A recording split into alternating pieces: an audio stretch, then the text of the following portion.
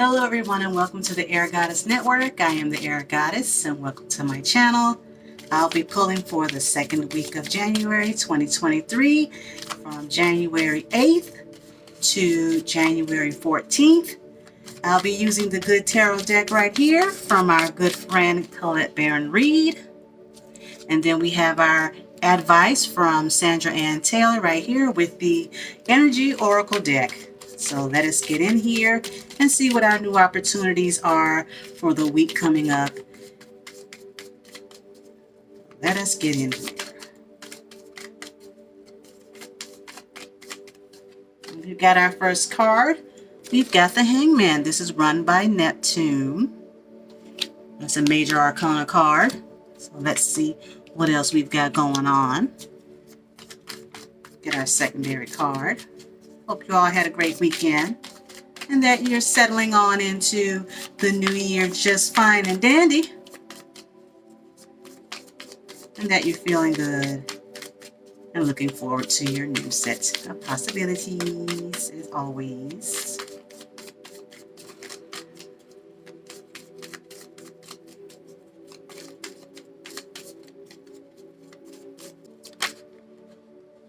And we've got our secondary card. We've got another major arcana card, and that's the Empress ruled by Venus. Okay, so let's get on in here. So we've got this Neptune card, right? And this is let's just say it's taking a different perspective, letting things be, just hanging back and looking at things from a new way of thinking, because Neptune is quite foggy, but it is also a creative planet. It is also the planet of dreams. It is also the planet of spirituality. So when you find this, when you get this in a reading, this is a major opportunity for you to step back and take a good look instead of just going with the flow and saying, you know what, questioning every little thing. Sometimes it's better to, stand back and observe. And it's not to say that you don't question. It's just how you're questioning. It's something that's internal and not necessarily external. You could be questioning how you perceive things. You could be questioning how things are presented to you.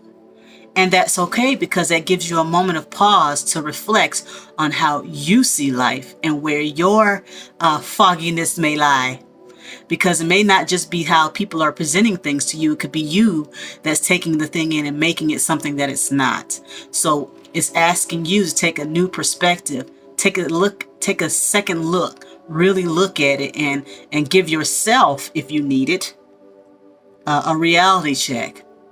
If you're having issues with creativity, then what it's asking for some of us to do is to step back and let our minds go. Stop being so, it's got to be this way, and no, because I have to have it this way. Sometimes it's okay to let your mind wander. That's where creativity lies. There's a thin line between creativity and illusions, delusions, and thoughts of grandeur. Okay, so this is really asking you to take a different look. It could be you. It could be someone around you. It could be just the energy, fogginess around. We also have Mars going direct on January 12th. So it might be telling you before you make the move in Gemini, because it's going to be in Gemini. Before you do anything, take a second look. Gemini is about both sides, right?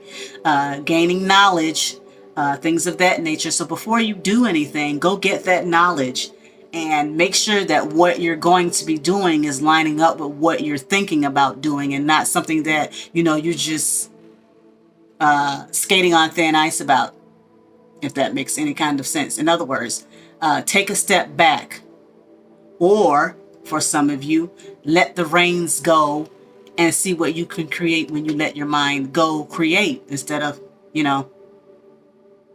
having so much control. It could be you, it could be someone around you, or just the energy. And then we have the Empress, and the Empress is ruled by Venus. Now the Empress is an earth card. She's quite stable, And she's the kind of person, she's going to sit on her throne and she's going to sit back because she has everything she needs in order to be abundant, in order to create, in order to do anything that she needs to do. She has it in her mind that whatever she has it because she knows that she can get it.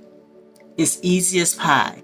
She can get it. Someone will bring it to her, or she can go out there and do it for herself. She has a garden that she has been pruning and taking care of, and now she can sit back and reap the fruit of that garden, whether it be people, places, things, or situations, because she knows how to be diplomatic if it's a person.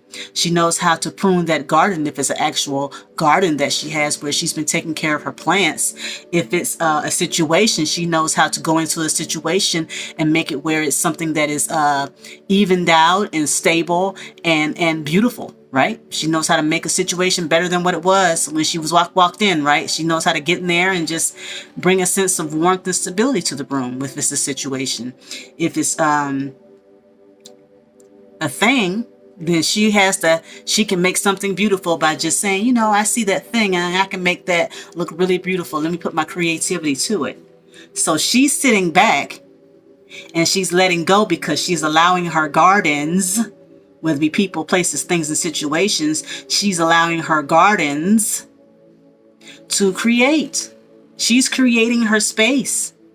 And that's what this is all this is doing is saying, sit back and really create your space, create your world, create it to be something that, you know, in reality, if someone else were to see it, that they can see it and say, I want to be a part of your world.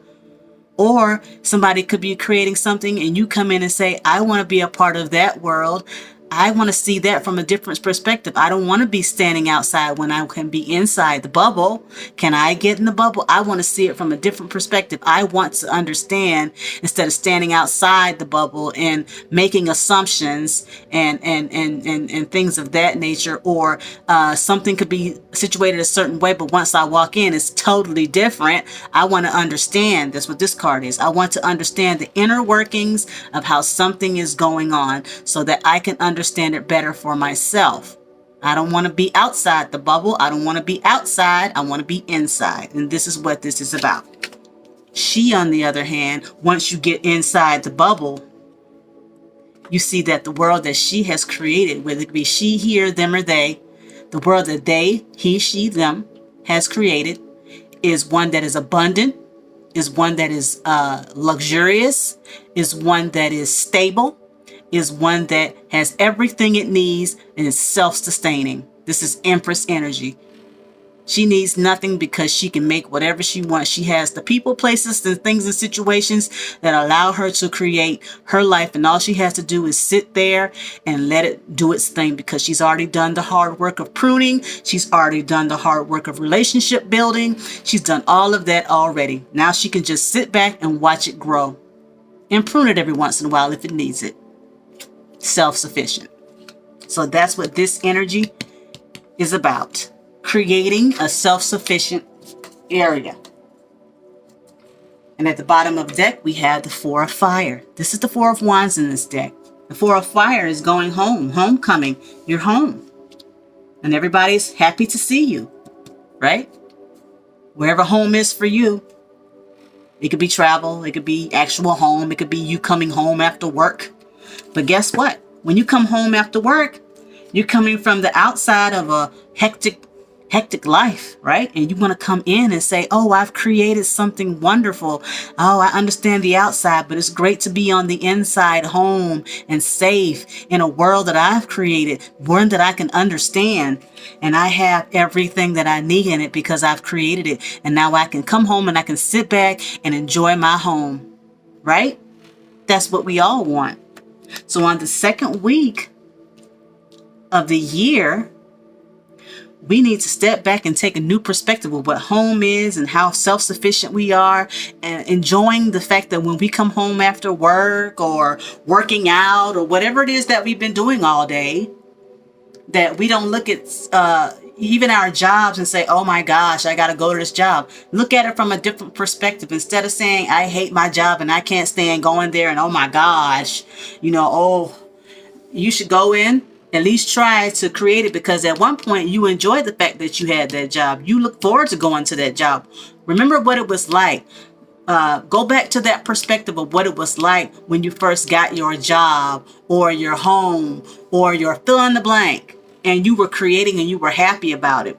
Now it's time to go back to that new perspective, or bring in a fresh new idea so you can feel like you're creating. And once you do that, when you're working with your coworkers and you're making those working relationships what they need to be, now you'll be happy to go to work, whatever work is for you, because some people see work as home. People work from home. Some of you are still working from home, right? And when you're working from home, you want to feel comfortable. You want to feel like you belong there, right? So with that creativity and that new perspective, you'll be able to feel just like you want right at home, whether you are at the office or whether you're still working from home, if you still have that ability to do that. So either way, take a new perspective. Look around. If you're deluding yourself about that job, then it's maybe time for you to realize, maybe it's time for you to see about getting a work from home job, so you can create something at home besides just the job that you may have. There are still lots of opportunities to work from home. It's a lot more remote jobs out there now than there were before, because a lot of places are realizing that they don't need an office building in order to get that work done or get that project done.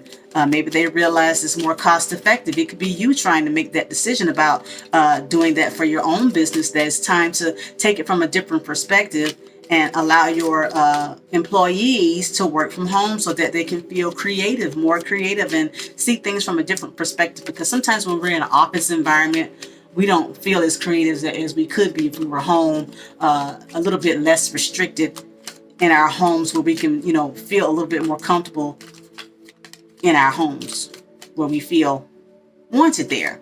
And not to say that we don't feel wanted at an office job, but some people may feel that way.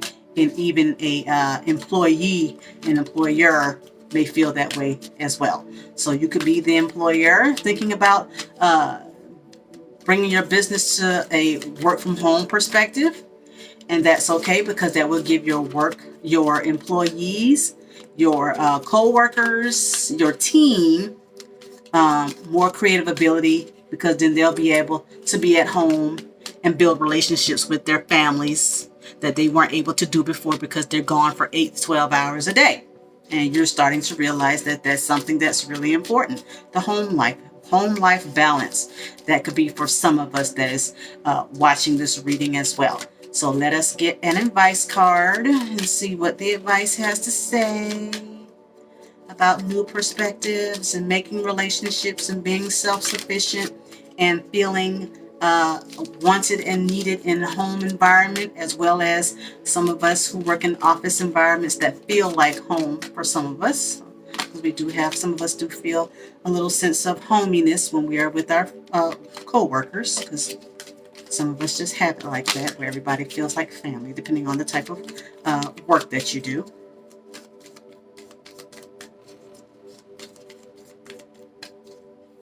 Let's get us an advice card. Let's see what pops out.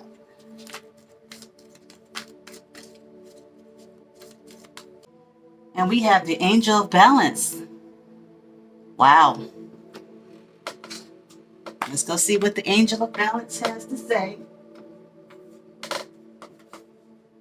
We're talking about that work-life balance, right? She just popped out. Being centered and self-honoring in your choices. And it's in the upright position, and it says, this loving presence holds a pitcher of liquid light in front of the pyramids, reminding you that a strong destiny relies on a solid foundation of personal balance and emotional equanimity. Although things may have been out of sync in the past, this card is telling you that a greater equilibrium is now coming to your life. Remain conscious about how you are balancing your goals and your physical and emotional energy as well. Whenever you feel yourself getting off center or losing focus, call upon this beautiful angel and bring her intention into your heart center. Your intuition will lead you in the right direction, and the angel will guide you to a peaceful and centered approach. And there it is. Couldn't say it any better. Find a new perspective to find some balance and stability so you can feel at home. Wherever it is for you, whatever that means for you, find a new perspective. Look at things differently so that you can fully understand and not just see things in a surface type of way, so that you can really have some stability, you can really have some abundance, you can really have those relationships that mean something, that are stable and giving, and not just to you, and you're also giving to them, because you see that it's a give and take. And of course, Venus runs Taurus and Libra, so that ties right on in here with the angel of balance.